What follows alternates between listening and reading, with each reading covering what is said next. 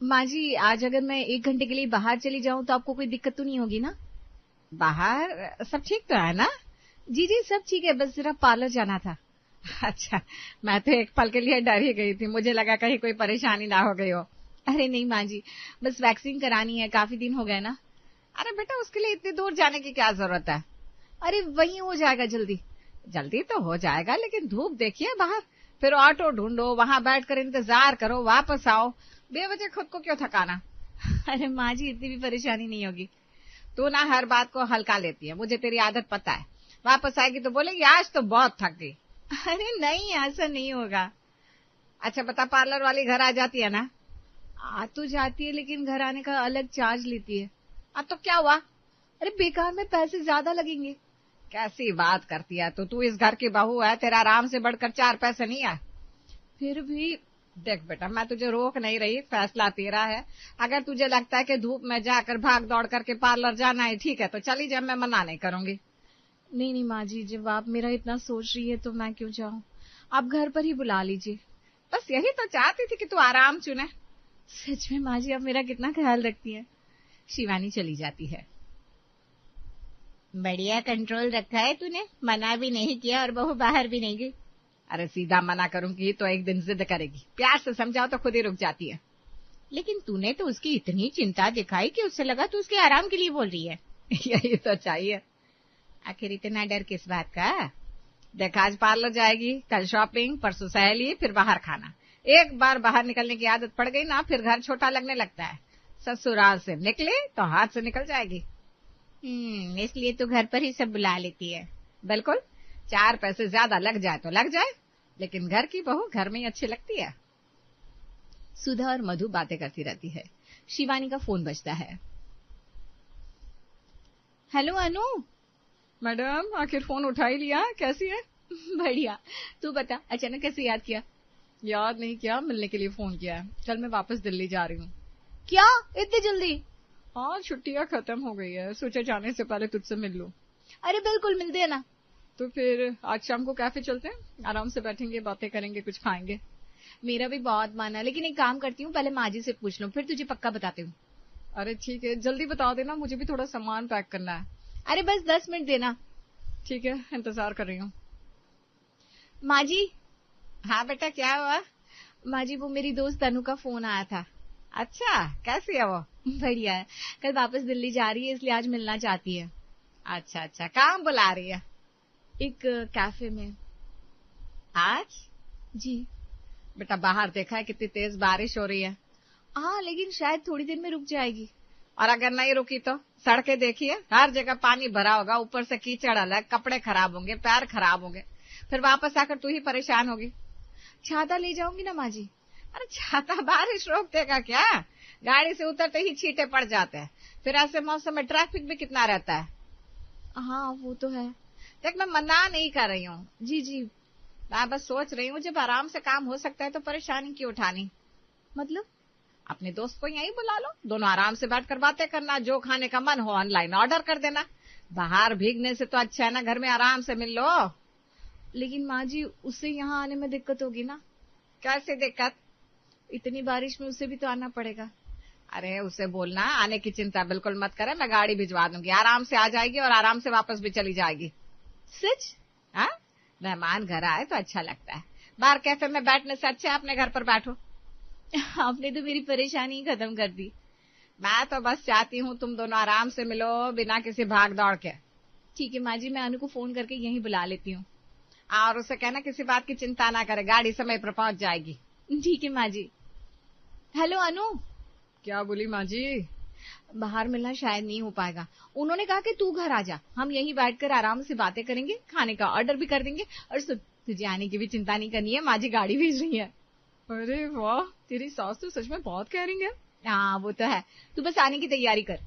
इतना कहकर शिवानी फोन रख देती है। कुछ देर बाद अनु शिवानी के घर आती है। अरे वाह, कितना अच्छा घर है तेरा। आना बैठ, तेरा ही इंतजार कर रही थी। और सुन, तेरी सास ने सच में गाड़ी भेज दी, मुझे तो यकीन ही नहीं हुआ। मैंने कहा था ना, वो मेरा बहुत ध्यान रखती हैं। हाँ, ये तो रास्ते में ही समझ आ गया।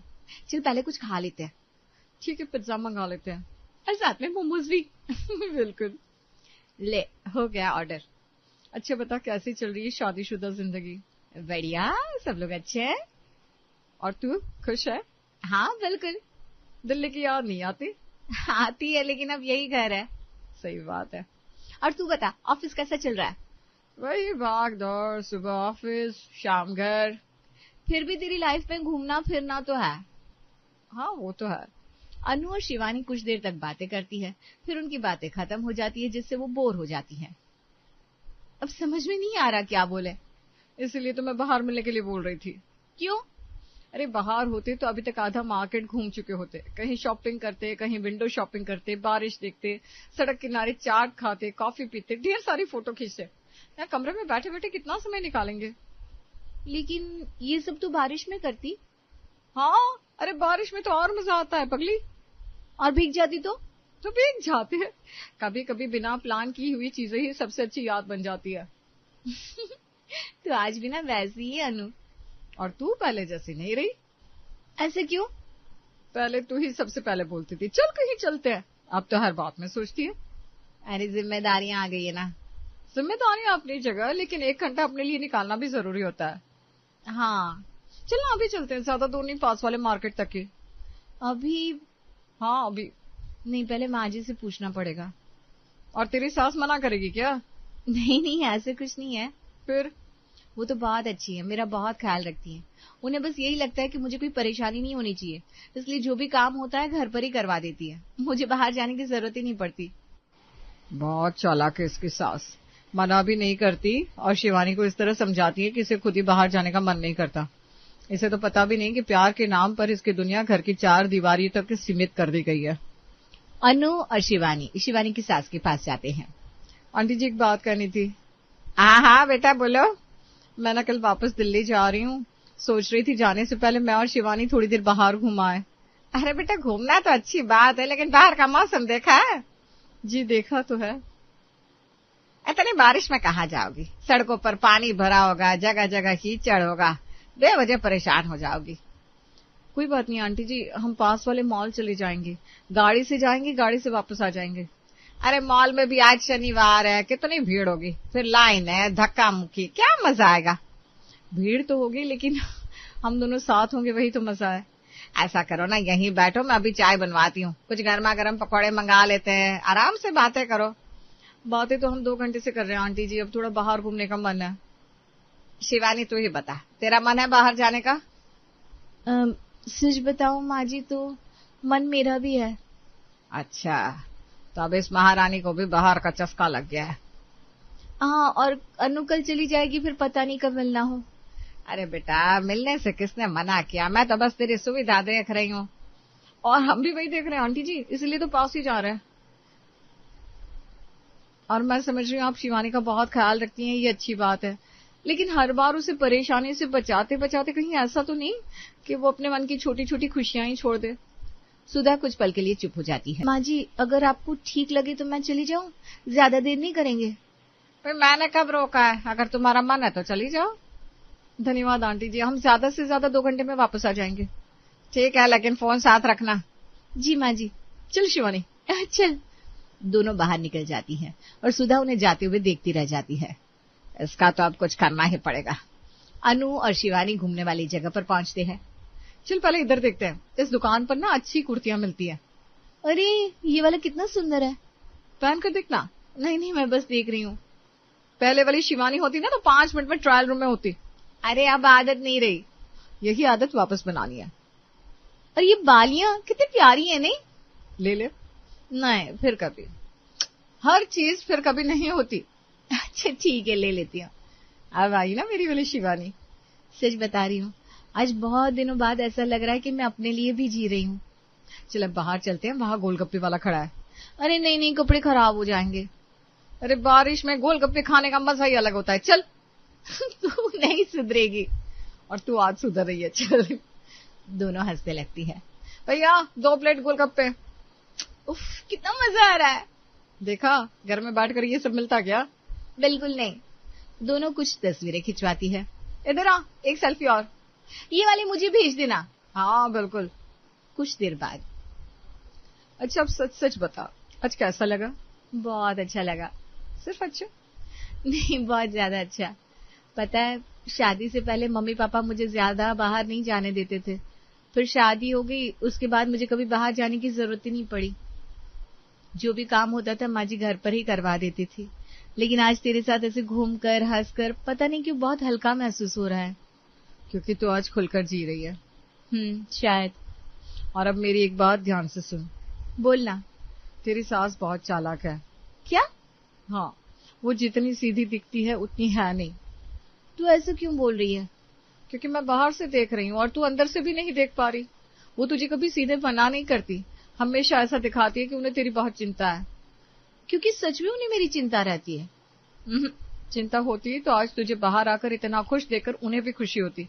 लेकिन उनका तरीका देख, हर बार ऐसा इंतजाम कर देती है कि तुझे बाहर निकलने की जरूरत ही ना पड़े। हाँ, तो उसमें गलत क्या है? गलत ये है कि धीरे धीरे इंसान को पता ही नहीं चलता कि उसकी दुनिया 4 दीवारों में सिमट गई है। मुझे तो कभी ऐसा नहीं लगा। क्योंकि तू बहुत भोली है। तूने उनकी हर बात को प्यार समझा, जबकि वो तुझे घर के अंदर रखने का तरीका था।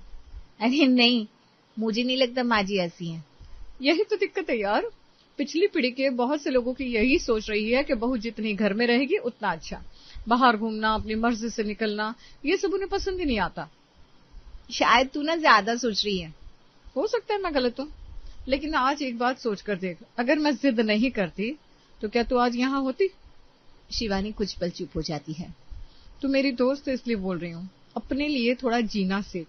हर बार अपनी खुशी को सुविधा के नाम पर मत टाल। मैं इस बारे में सोचूंगी। बस इतना ही काफी है। चल अब घर चलते हैं, माँ जी इंतजार कर रही होंगी। चल। शिवानी अपने घर आ जाती है। शिवानी के आते ही सुधा शिवानी पर बरस पड़ती है। आ गई महारानी? जी माँ जी।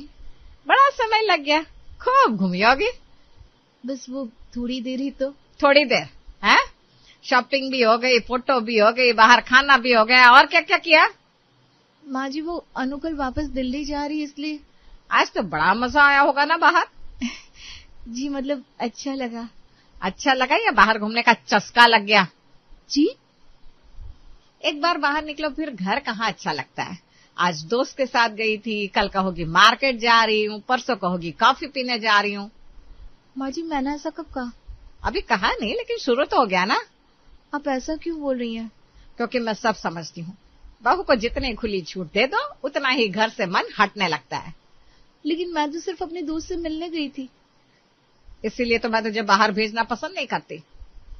तो अनु सही कह रही थी। क्या मतलब? यही कि आप कभी मेरी सुविधा के लिए मुझे नहीं रोकती थी। क्या कहना चाहती है तू? आप चाहती नहीं कि मैं घर के बाहर निकलूं, खुली हवा में सांस लूं, अपने लिए कुछ खरीदूं, कभी अपने मन से कहीं जाऊं। आप हर बार मेरी चिंता का बहाना बनाकर मुझे घर में ही रोक लेती थी। अरे वाह, एक दिन बाहर क्या चली गई, तेरी तो सोच ही बदल गई। मेरी सोच नहीं बदली माँ जी, आज आपकी सोच समझ में आई है। अच्छा, अब मुझे ये गलत बताने लगी? मैं अब समझ गई हूँ कि हर बार आप मुझे रोकती नहीं थी, मुझे रोकने का तरीका बदल देती थी। लगता है तेरी उस सहेली ने तेरा दिमाग अच्छी तरह भर दिया है। अगर उसने सच दिखाया है तो हाँ, भर दिया। अच्छा, अब तुझे जुबान चलानी भी आ गई। अगर अपनी बात कहना जुबान चलाना है तो शायद हाँ। तू बहुत बदल गई है। नहीं माँ जी, आज पहली बार मैं अपनी बात कह रही हूँ। याद रखना, ये बाहर घूमने फिरने की आदत ज्यादा दिन अच्छी नहीं लगती। आदत अगर अपनी खुशी की हो तो उस पर कुछ गलत नहीं होता। इतना कहकर शिवानी अपने कमरे में चली जाती है। फोन बजता है। हेलो अनु। घर पहुंच गई? हाँ पहुंच गई। सब ठीक रहा? नहीं, आज पहली बार माँ जी ने मुझे बाहर जाने पर इतना सुनाया। क्या कहा उन्होंने? यही कि मुझे बाहर घूमने का चस्का लग गया है, अब मेरा मन घर में नहीं लगेगा। यही डर था मुझे। अनु तूने जो कहा था ना मेरी सास के बारे में। हाँ, तू बिल्कुल सच कह रही थी। आज पहली बार मुझे समझ में आया कि वो मुझे रोकती नहीं थी, मुझे इस तरह समझाती थी कि मैं खुद ही घर से बाहर निकलने का इरादा छोड़ देती थी। मैंने तो कहा था तुझसे। अच्छा अब ये सब छोड़, मेरा कल जाना कैंसिल हो गया है। अच्छा, तो मजे कर कुछ दिन और, फिर कभी मिलने का प्लान बनाते हैं। हाँ क्यों नहीं। फोन कट जाता है। अब मैं बंद कर नहीं रहूंगी। अगला दिन आता है। शिवानी तैयार होकर बाहर आती है। माँ जी मैं पार्लर जा रही हूँ, 2 घंटे में वापस आ जाऊंगी। क्या? वैक्सिंग का अपॉइंटमेंट है, चलती हूँ। अरे सुन तो। शिवानी दरवाजे की तरफ बढ़ जाती है। आज पहली बार बिना मुझसे पूछे जा रही है। हाँ तो तेरी इतनी हिम्मत हो गई कि अब मुझसे पूछने की भी जरूरत नहीं समझती। माँ जी पार्लर जा रही हूँ, कोई गलत काम करने नहीं। लेकिन इस घर में आज तक तूने बिना पूछे कदम तक बाहर नहीं रखा, बहुत बदल गई तू तो। बस थोड़ा अपने लिए सोचना शुरू किया है। इतना कहकर शिवानी वहां से निकल जाती है। सुधा दरवाजे की तरफ देखते हुए बड़बड़ाती है, एक दिन बाहर क्या गई, पूरी बदल गई। शाम का वक्त होता है। शिवानी तैयार होकर बाहर आती है। माँ जी मैं जरा बाहर जा रही हूँ। अब कहाँ? अनु से मिलने। सुबह भी बाहर गई थी, अब फिर? जी। इतनी क्या बातें रह गई तुम दोनों की? बातें नहीं, मिलना है। तो घर बुला ले उसे। आज बाहर मिलने का मन है। अरे लोग क्या कहेंगे, सुबह भी निकली थी, अब शाम को फिर निकल रही है। लोग तो हर बात पर कुछ न कुछ कहते ही है ना माँ जी। अच्छा, अब लोगों की भी परवाह नहीं रही? सबकी परवाह करते करते अगर अपनी खुशी ही छोड़ दो तो उसका क्या फायदा। लगता है तेरे दोस्त ने तुझे पूरी तरह बदल दिया। नहीं माँ जी, उसने सिर्फ मुझे मेरी खुशी याद दिलाई है। इतना कहकर शिवानी बाहर निकल जाती है। शिवानी बाहर अनु से मिलती है। मुझे तो यकीन ही नहीं हो रहा, इस बार तूने खुद मुझे बाहर मिलने के लिए बुलाया है। क्योंकि इस बार मेरा भी मन था। और डर नहीं लगा? किस बात का? यही कि तेरी सास क्या कहेंगी, तेरे मोहल्ले वाले क्या बोलेंगे। जो बहू आज तक कभी बाहर नहीं निकली, वो अब एक ही दिन में दो बार बाहर घूम रही है। मैंने एक बात सीख ली अनु, लोग तो बोलेंगे ही। अगर मैं घर में रहूंगी तब भी बोलेंगे, बाहर निकलूंगी तब भी बोलेंगे, तो फिर उनकी बातों के लिए मैं जीना क्यों छोड़ दूं। यही बात तो मैं तुझे कब से समझा रही थी पगली। पहले मुझे लगता था सब मेरी भलाई के लिए हो रहा है, लेकिन अब समझ में आ गया है अपनी खुशी की जिम्मेदारी भी मुझे खुद ही लेनी पड़ेगी। ये हुई ना बात। हरीलाल रेलिंग के पास खड़े होकर बाहर का नजारा देख रहे हैं। सावित्री उनके पास आकर खड़ी होते हुए, अरे आप यहाँ हैं और मैं आपको नीचे ढूंढ रही थी। हाँ सावित्री, जरा ताजी हवा खाने ऊपर चला आया था। खड़े खड़े सोच रहा था कि ऊपर वाले की दया से हमारे चार चार बेटों का काम धंधा एकदम बढ़िया सेटल हो चुका है। अब समीर के लिए भी एक दुकान डलवा देता हूँ। वो तो ठीक है, लेकिन छोटी बेटी रिया के भविष्य के बारे में तो आप कभी कुछ सोच ही नहीं रहे। उसके लिए भी कुछ सोने चांदी के गहने बनवा कर रख देते और कुछ पैसे बैंक में जमा कर लेते तो आगे चलकर आसानी होती। अरे भाई सावित्री, तुम भी बेवजह परेशान होती हो। बेटी रिया का नंबर तो बेटों के बाद ही आएगा ना। अभी तो वो मुश्किल से 18 साल की है। सावित्री अपने पति की बात मानकर शांत हो जाती है। 1 साल बाद समय बीत जाता है और 1 साल का लंबा वक्त गुजर चुका है। हरीलाल का अचानक देहांत हो जाने के बाद पूरा घर शांत पड़ गया है। हॉल में बैठी सावित्री अपने पति की तस्वीर को एकटक निहार रही है। तभी उसकी 19 साल की बेटी रिया वहां आकर, चलिए मम्मी, अब उदास होना बंद कीजिए। भाभीयों ने खाना लगा दिया है और सब लोग डाइनिंग टेबल पर आपका इंतजार कर रहे हैं। रिया और उसकी माँ डाइनिंग टेबल पर आकर अपनी 5 बहुओं, 5 बेटों और बेटी के साथ बैठकर खाना खाती है। खाना परोसते हुए प्रिया, हाँ माँ जी, देखिए आज हमने आपकी सबसे पसंदीदा मसाला भिंडी और दाल चावल बनाई है।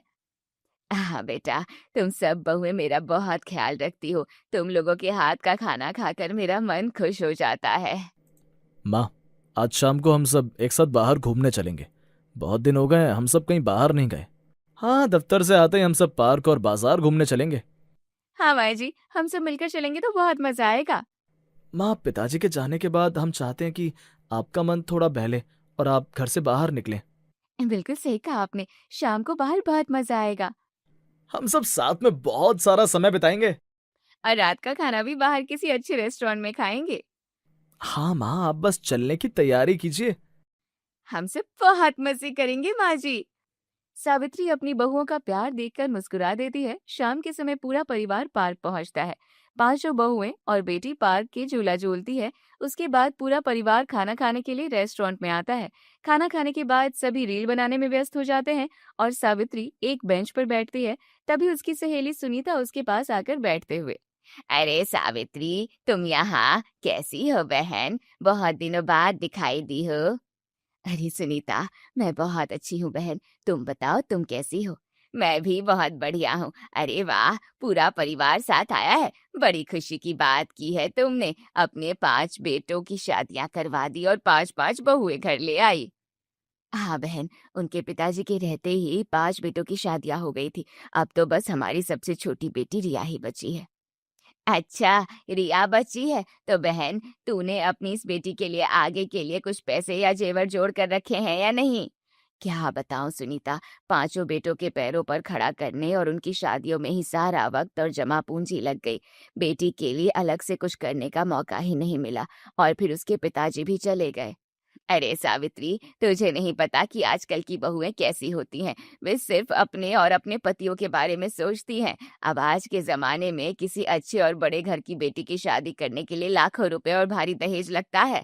बातें करने के बाद सुनीता चली जाती है और सावित्री अपने परिवार के साथ घर वापस आ जाती है। ऐसे ही कुछ दिन बीत जाते हैं। एक दिन सावित्री अपनी बहुओं से, बहुओं, मैं सोच रही थी कि अब अपनी रिया भी 18 साल की होने को आई है। अब इसकी शादी के लिए कोई अच्छा सा रिश्ता देखना शुरू कर देना चाहिए। अरे माँ जी, इतनी जल्दी क्या है? आपको ननद जी के रिश्ते ढूंढने की? अभी तो रिया बहुत छोटी है, आराम से 2-3 साल बाद शादी करेंगे ना।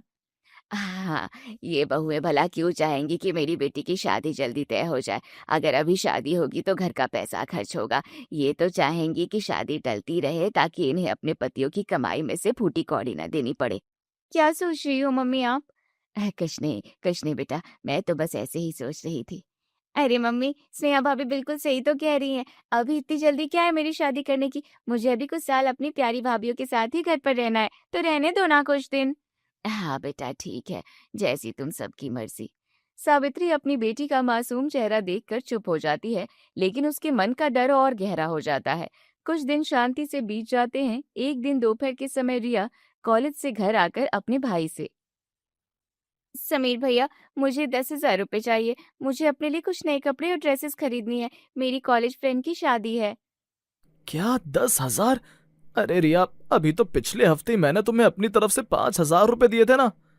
हाँ रिया, अभी घर में इतने फालतू के पैसे नहीं पड़े हैं। और फिर अभी तो तुम्हारे भैया ने नई बाइक ली है, उसकी भी हर महीने भारी ईएमआई भरनी पड़ती है। तुम अपने कपड़े बाद में खरीद लेना, अभी के लिए सब रहने दो। देख रिया, मेरे पास अभी जेब में ये 2,000 पड़े हैं। अगर इतने से तेरा काम चलता हो तो चला ले। रिया 2,000 रुपए ले लेती है। कोने में बैठी सावित्री ये सब देखकर मन ही मन, जब तक इसके पिताजी जिंदा थे मेरी बेटी ने जिस चीज पर उंगली रखी वो तुरंत हाजिर हो जाती थी। आज उनके जाने के बाद मेरी बच्ची 10,000 के लिए तरस रही है। अब तो इसके साथ ऐसा ही होगा ना। ऐसे ही दिन बीत रहे थे। एक दिन दोपहर के समय घर पर एक अधेड़ उम्र की औरत, कमला, जो कि जिला लगाने का काम करती है, सावित्री के पास आकर बैठते हुए, सावित्री बहन, तुम्हारी छोटी बेटी रिया के लिए मैं एक बहुत बढ़िया सी शादी का रिश्ता ढूंढ कर लाई हूँ। सच कमला, बताओ बताओ, लड़का क्या करता है और परिवार कैसा है? लड़का बहुत ही सीधा साधा और संस्कारी है। उसकी बाजार में एक छोटी सी किराने की दुकान है। भले ही काम छोटा है लेकिन लड़का दिखने में बहुत अच्छा है और तुम्हारी बेटी को रानी बना कर रखेगा। किराना दुकाना? लेकिन कमला बहन, मैं तो अपनी बेटी के लिए कोई बहुत ही वेल सेटल्ड और बड़े खानदान का रिश्ता चाहती थी। वेल सेटल लड़कों के लिए भारी भरकम दहेज भी देना पड़ता है और अब उसके पिता का साया है नहीं तो भला तुम दहेज कहाँ से दोगी? तुम सही कह रही हो कमला बहन, मेरे पास तो दहेज देने के लिए पैसे हैं ही नहीं। ठीक है कमला बहन, तुम बात चलाओ, कल ही उन्हें घर बुला लो। अगली दोपहर को कमला रिश्ते वालों को लेकर सावित्री के घर पहुंच जाती है। रिया जैसे ही चाय का कप महेश की तरफ बढ़ाती है, वो लड़के को देखकर अंदर ही अंदर ठिठक जाती है। उसे वो लड़का बिल्कुल भी पसंद नहीं आता। सावित्री जी, हमें तो आपकी बेटी रिया बड़ी पसंद है। लड़की बहुत संस्कारी और सुंदर है। जी धन्यवाद, हमें भी खुशी हुई। तो फिर क्या समझे, रिश्ता पक्का समझे ना? अब वो हम सब आपस में बात करके आपको कल तक खबर भिजवा देंगे। लड़के वाले चाय नाश्ता खाकर कमला के साथ घर से चले जाते हैं। उनके जाते ही 5 बहुएं सावित्री पर गुस्सा होते हुए, माँ जी ये क्या है, आपने ननद जी के लिए ऐसा घटिया रिश्ता ढूंढा है? हाँ माँ जी, हमें अपनी ननद के लिए इतना मामूली रिश्ता बिल्कुल नहीं चाहिए। हाँ बड़ी भाभी, मुझे भी वो लड़का और उसका परिवार बिल्कुल पसंद नहीं आया। लेकिन बहुओं, वेल सेटल्ड अमीर घर के रिश्ते के लिए बहुत अच्छे पैसे और भारी दहेज भी तो लगता है ना। माँ जी, किसने कहा कि सिर्फ ढेर सारे पैसे और भारी दहेज से ही अच्छा रिश्ता मिलता है? और फिर हम सब भाभियां हैं ना अभी जिंदा, हम अपनी ननद के लिए दिन रात एक करके एक से एक बढ़कर शानदार रिश्ता ढूंढ कर लाएंगे। हम अपनी ननद की शादी ऐसे ही किसी भी ऐरे गहरे लड़के से हरगिज नहीं होने देंगे। 5 बहुएं एक स्वर में इस रिश्ते का विरोध करती हैं और सावित्री को मना कर देती हैं। ये सब देखकर सावित्री मन ही मन, ये बहुएं तो जानबूझकर इस सीधे साधे रिश्ते को ठुकरा रही हैं ताकि अभी शादी टल जाए और इन्हें अपनी जेब से कोई बड़ा खर्चा न करना पड़े। सावित्री गहरे तनाव और परेशानी में डूब जाती है। ऐसे ही कुछ दिन और बीत जाते हैं। एक दिन न्यूज चैनल देखते हुए सावित्री अपनी बहुओं से, बहुओं देखो तो जरा टीवी पर सोने के दाम दिन प्रतिदिन कितने ज्यादा बढ़ते ही चले जा रहे हैं। अगर तुम लोगों के पास थोड़े बहुत पैसे हो तो अभी से थोड़ा थोड़ा सोना खरीद कर रिया के लिए रख देते हैं। अरे माँ जी, आप बेवजह इतनी चिंता क्यों कर रही हैं? जब रिया की शादी का वक्त आएगा तब का तब देखा जाएगा। हाँ माँ जी, आप अभी से क्यों परेशान हो रही हैं? आप चिंता मत कीजिए। हाँ, मुझे पता है कि मेरे सिवा इस घर में किसी को भी मेरी बेटी के भविष्य की चिंता नहीं है। इसके पिता के जाने के बाद भाइयों और भाभियों के सिर से जिम्मेदारी का एहसास खत्म हो चुका है। ऐसे ही कुछ दिन बीत जाते हैं। एक दिन रिया अपनी माँ के कमरे में आकर, मम्मी, आज मेरी सबसे खास कॉलेज फ्रेंड की शादी है। शाम को हम दोनों को शादी में चलना है, तैयार हो जाइए। बेटा, तेरे बड़े भैया और बाकी सब लोग कहाँ हैं? वे नहीं चल रहे हैं क्या? भैया लोग तो अपने काम में बहुत बिजी हैं मम्मी, और भाभियाँ भी आज घर के कामों में व्यस्त हैं। हम दोनों माँ बेटी ही चलेंगी। जल्दी से साड़ी बदल लीजिए। ठीक है बेटा। रात के समय सावित्री और रिया शादी वाले मैरिज हॉल में पहुंचते हैं। वहां पहुंचकर सावित्री रिया से, अरे रिया, कितनी छोटी और मामूली शादी रखी है इन्होंने। तेरी सहेली के पिता का तो शहर में इतना बड़ा और शानदार बिजनेस था ना। हाँ मम्मी, अंकल का बिजनेस तो बहुत बड़ा था। मम्मी आप यही बैठी, मैं जरा दुल्हन के कमरे से अपनी फ्रेंड से मिलकर आती हूँ। रिया अपनी सहेली से मिलने चली जाती है। सावित्री एक कुर्सी पर अकेले बैठ जाती है। तभी पास में रहने वाली एक परिचित पड़ोसन विमला आकर उसके पास बैठ जाती है। अरे सावित्री बहन, तुम भी इस शादी में आई हो? देखो तो जरा, कितनी साधारण और छोटी शादी की है इन लोगों ने। हाँ विमला बहन, मैं भी यही सोच रही थी। इनके पास तो पैसों की कोई कमी नहीं थी, फिर इतनी कंजूसी क्यों? अरे बहन, लड़की के पिता के जाने के बाद उसके बड़े भाइयों और भाभियों ने सारा बिजनेस और जायदाद अपने नाम हथिया ली और शादी जैसे तैसे सादे माहौल में निपटा रहे हैं। वैसे तुम्हारी बेटी भी तो अभी कुंवारी है ना सावित्री बहन? मेरी मानो तो भाभियों के भरोसे बिल्कुल मत बैठो। जल्दी से अपनी बेटी के हाथ पीले करके अपने सिर का बोझ हल्का कर लो। विमला की कड़वी बातें सावित्री के दिल में तीर की तरह चुभ जाती है। अगली सुबह पूरा परिवार हॉल में चाय की चुस्कियां ले रहा है। तब सावित्री, तुम सब लोग दिन रात बस अपनी ही धुन और अपनी ही मौज मस्ती में बिजी रहते हो। किसी को भी मेरी इस मासूम बेटी की शादी की जरा सी भी परवाह नहीं है। माँ जी, ये आप क्या कह रही हैं? हम सब तो रिया के लिए रोज बातें करते हैं। कोई अच्छा और बड़ा रिश्ता मिलेगा तभी तो शादी करेंगे ना। अच्छा रिश्ता कहाँ से मिलेगा बहुओं? जिस लड़की के सिर पर उसके बाप का साया नहीं होता और जिसके पीछे भारी दहेज का इंतजाम नहीं होता, उसे कोई अच्छा रिश्ता नहीं मिलता। माँ जी, आप इतना ज्यादा तनाव क्यों ले रही हैं? हाँ माँ जी, आप ऐसी मनहूस बातें बिल्कुल मत कीजिए। आप बिल्कुल टेंशन मत लीजिए माँ जी, हम सब भाभियाँ मिलकर अपनी ननद की शादी बहुत धूमधाम से करेंगे। आप बस अपने स्वास्थ्य का ख्याल रखिए। हम सब संभाल लेंगे माँ जी, आप भरोसा रखिए। पांचों बहुएं अपनी सास को ढांढस बंधाती है, लेकिन सावित्री के मन का संशय दूर नहीं होता। 2 दिन बाद लगातार चिंता और तनाव में रहने के कारण अचानक सावित्री को बहुत जोरों से घबराहट होने लगती है। वो अपना सीना पकड़कर बेड पर गिर जाती है।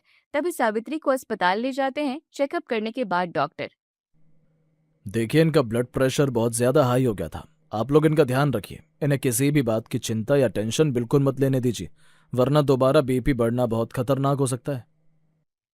डॉक्टर की सलाह के बाद सब लोग सावित्री को गाड़ी में बिठाकर वापस घर ले आते हैं। उसे बेड पर आराम से लेटा देते हैं। सावित्री बिस्तर पर लेटे हुए सभी से, हे भगवान, मेरे जीते जी मेरी इस छोटी बेटी का रिश्ता तय हो जाना चाहिए था। अगर मुझे कुछ हो गया तो मेरी बच्ची का क्या होगा? माँ जी, आप बार बार चिंता मत कीजिए, आप बस आराम कीजिए, हम सब कर लेंगे। ऐसे ही कुछ दिन और बीत जाते हैं। एक दिन दोपहर के समय सावित्री हॉल में गुमसुम बैठी होती है। तभी उसकी बड़ी बहू प्रिया वहां आकर, ओ माँ जी, एक बहुत बड़ी खुशखबरी है आपके लिए। क्या हुआ प्रिया बेटा, इतने खुश क्यों लग रही हो? माँ जी, आपको पता है, मेरे मायके के एक बहुत ही करीबी रिश्तेदार हैं। वो लोग शहर के बहुत बड़े कारोबारी हैं, बेहद अमीर और बहुत ही अच्छे संस्कारी लोग हैं। उनका बेटा अपनी पढ़ाई पूरी कर चुका है और आज वो खुद हमारे घर अपनी रिया को देखने आ रहा है। क्या? लेकिन बेटा, हमारे पास तो अब इतना पैसा और जमा पूंजी ही नहीं बची। इतने बड़े खानदान में हमारी रिया की शादी कैसे होगी? माँ जी, आप खर्चे की बिल्कुल भी चिंता मत कीजिए, सब कुछ बहुत अच्छे से हो जाएगा। आप बस मुस्कुराकर लड़के वालों का स्वागत कीजिए। थोड़ी ही देर में लड़के वाले लड़का उसके माता पिता और बड़े भाई सावित्री के घर पहुंचते हैं। पांचों भाभियां बहुत आदर सत्कार करती हैं। फिर लड़का और लड़की एक दूसरे को देखते हैं और दोनों के चेहरे पर मुस्कान आ जाती है। सावित्री जी, हमें आपकी बेटी रिया बहुत ज्यादा पसंद आ गई है। लड़की बहुत सुंदर और संस्कारी है। और हमारे बेटे को भी आपकी बेटी बहुत पसंद आ गई है। तो फिर क्या समझे, हमारी तरफ से तो रिश्ता बिल्कुल पक्का है। सच? लेकिन शादी का इंतजाम और बाकी सब? माँ जी, जब लड़के वालों को हमारी ननद पसंद आ गई है तो रिश्ता बिल्कुल पक्का समझिए। सब लोग एक दूसरे को मिठाई खिलाते हैं। शादी की तारीख तय हो जाती है और लड़के वाले खुशी खुशी अपने घर के लिए निकल जाते हैं। उनके जाने के बाद सावित्री अपनी बहुओं से, बहुओं, रिश्ता तो तय हो गया, लेकिन अब इतने बड़े और अमीर घर में शादी कैसे होगी? इतने बड़े शादी के हॉल का खर्च, हजारों मेहमानों का खाना, कपड़े और दहेज का सामान, ये सब कैसे होगा? तभी पांचों भाभियां एक दूसरे की तरफ देखकर मुस्कुराती हैं। बड़ी बहू पिया अपने कमरे में जाती है और अपनी अलमारी से एक लिफाफा लाकर सावित्री की गोद में रखते हुए, माँ जी ये देखिए, मैंने पिछले 2 सालों से अपनी बचत में से जोड़ जोड़ कर ये 1 लाख रुपए रिया की शादी के लिए अलग से रखे थे। माँ जी, मेरे पास 1 लाख नकद तो नहीं है, लेकिन ये देखिए, मैं अपनी शादी से ये भारी सोने के झुमके अपनी प्यारी ननद को देती हूँ। मैं अपने लिए बाद में दूसरे बनवा लूंगी। माँ जी, शादी के सारे दहेज और गृहस्थी के सामान की जिम्मेदारी मेरी है। मैं अपनी तरफ से पूरा दहेज दूंगी। आज शादी में हजारों मेहमानों के खाने पीने का पूरा केटरिंग का खर्चा मैं और मेरे पति संभालेंगे। और ननद रानी की शादी की सारी शॉपिंग, भारी लहंगे, साड़ियाँ और बाकी सामान मैं खरीद कर लाऊंगी।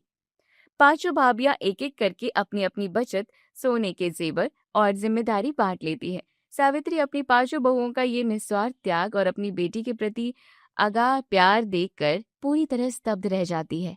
ये सब तुम सब ने मेरे और मेरी बेटी के लिए इतना सब कुछ सोच रखा था।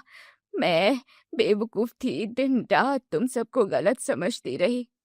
माँ जी, रिया सिर्फ आपकी बेटी नहीं है, वो हम पांचों भाभियों की भी तो इकलौती और लाडली ननद है ना। शादी का दिन आ जाता है। शहर का सबसे बड़ा और जगमगाता मैरिज हॉल दुल्हन की तरह सजाया गया है। पांचों भाभियां अपनी ननद रिया को रानी की तरह सजाकर मंडप में ले जाती है। ढेर सारा सोने चांदी का सामान, सुंदर दहेज और लजीज पकवानों के साथ शादी बहुत ही शान और आन बान से संपन्न होती है। हॉल में खड़ी 2 पड़ोसनें आपस में बातें करते हुए, देखो तो जरा सावित्री के घर की बहुओं को, कितनी शान और शौकत से अपनी कुमारी ननद की शादी रचाई है। हाँ बहन, ये पांचों भाभियां तो आज के जमाने में पूरे समाज के लिए एक मिसाल बन गई है। जरूरी नहीं कि सिर्फ माता पिता ही सब कुछ करे। अगर भाई और भाभियों में प्यार हो तो वो भी माता पिता से बढ़कर फर्ज निभाते हैं। सावित्री पड़ोसियों की बातें सुनकर गर्व और खुशी से फूली नहीं समाती। उसकी आंखों में खुशी के आंसू छलक आते हैं। सुबह के समय विदाई का वक्त होता है। सजाई गई गाड़ी दरवाजे पर खड़ी रिया रोते हुए अपनी माँ सावित्री के गले लगती है। मम्मी, मेरी इस दुनिया में सिर्फ एक ही माँ नहीं है, बल्कि मेरी 5-5 माएं हैं। मैं बहुत ज्यादा खुशनसीब और भाग्यशाली हूँ कि मुझे ऐसी प्यारी और महान भाभियाँ मिली। हाँ मेरी बच्ची, तो बिल्कुल सही कह रही है।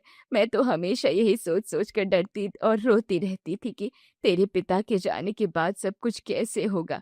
लेकिन तेरी इन पांचों भाभियों ने तो सब कुछ बहुत ही शानदार और अच्छे से कर दिया।